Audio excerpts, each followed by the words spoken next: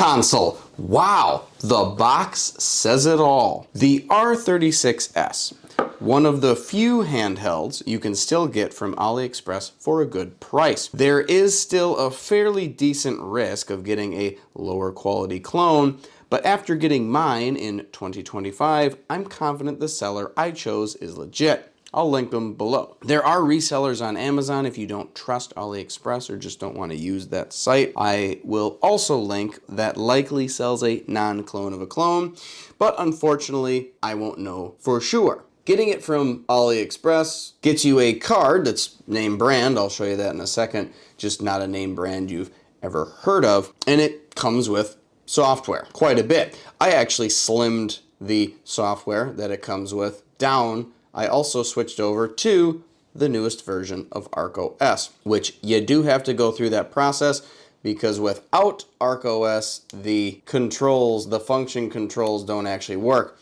You can see it changing the brightness on the fly there while I hold the function and go up and down. That actually doesn't work with this device right out of the box. It is serviceable and does function right out of the box, but as I said, the function key doesn't work, so I guess it doesn't function. As far as performance, it's pretty decent. Game Boy, Game Boy Color, Game Boy Advance are pretty good. PlayStation, I have not hit a game yet that does not play well on this device. The limit for it, I believe, to be Nintendo 64, and we'll get into that in a second. First, I do want to say you should also go out and buy a case for this thing. They do make one specifically designed for the R36S. It has this little groove here and different heights, so it fits snugly in there perfectly. It does do this weird thing where it comes with a strap. I don't know why they do this on all these devices. I always cut them out.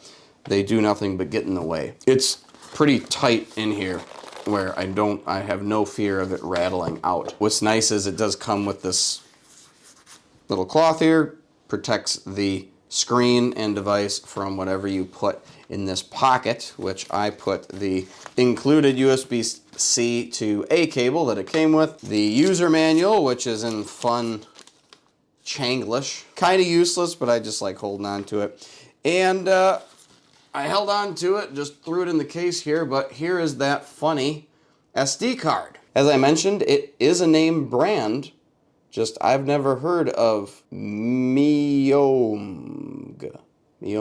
I think I'm reading that right. Don't know how long it would last, but it came with the device, so in there it goes. And then I also throw in a cleaning cloth, which doesn't come with it. I'd recommend getting that as well. And it just sort of sandwiches right there. So let's go ahead and get into that Paper Mario. Now, mind you, I believe this to be the best performing Nintendo 64 game. And you can see even in the loading screen, there's already a little bit of ripping. So let's go ahead and move around. Oh my goodness. Oh my goodness. Now the background is flickering pretty bad here. You notice Mario, he's at least all right. This is probably the best performing N64 game I've found here. So one game that's hilariously bad is Kirby. Oh my gosh. I remember this game as a kid, but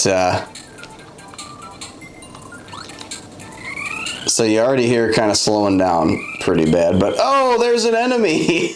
It's a shadow.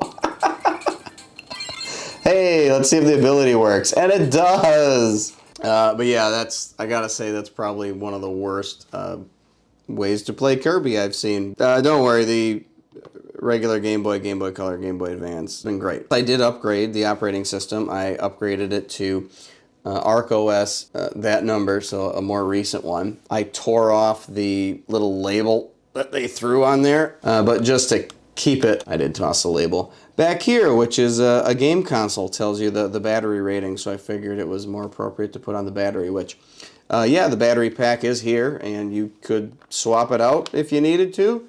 Don't know why they did it this way, but it's pretty tight, so fine, works out great. The hand feel is decent. You can hold it nicely. If you're not careful, your fingers touch Not the biggest fan of that. Joysticks feel good. They're just switch joysticks. The start and stop are right there. Pretty decent. Speaker's nice, as you probably heard already. Buttons feel good. Better than other I've seen. These aren't pad printed. They are actually recessed and then filled in with paint. So they're not gonna rub off. So that's quite nice. I do like that.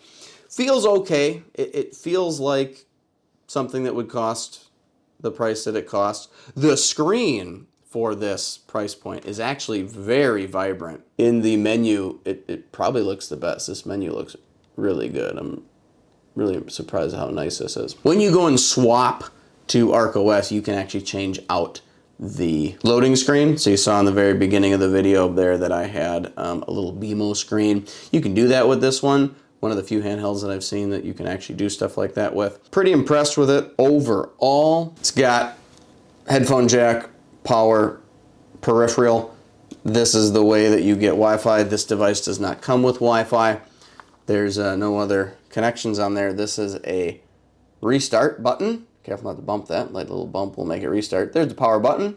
You actually hold the power button down to shut it off. And here's your volume. It does come with 2 card slot holders. I just went ahead and dumped everything on the same partition. The OS is on here and so are all the ROMs, but if you wanted to, you could split them up with this device. Now the settings are pretty easy to navigate and go through. The stock OS does look similar to this. No, you cannot remove that little light. You can change it to red. Default is blue. However, the reason it's defaulted blue is because when it gets to, I think it's 20% battery, it flicks back to red, and then it starts flashing red when it's 5% or something. If you switch it to red, you'll never know when you're at that 10% range. You'll only know when you're really close to needing to basically just close out of your game and shut it off. Other than that, it's pretty solid handheld. The rear buttons, shoulder buttons are annoying.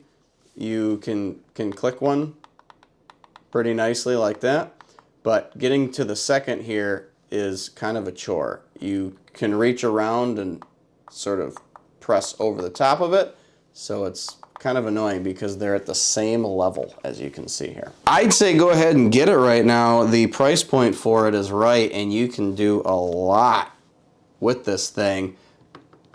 Just not N64. I don't even know why they advertise it, but hey, does PlayStation great though. Comes in a couple of colors. I like the white. Definitely worth this being your first retro handheld for sure.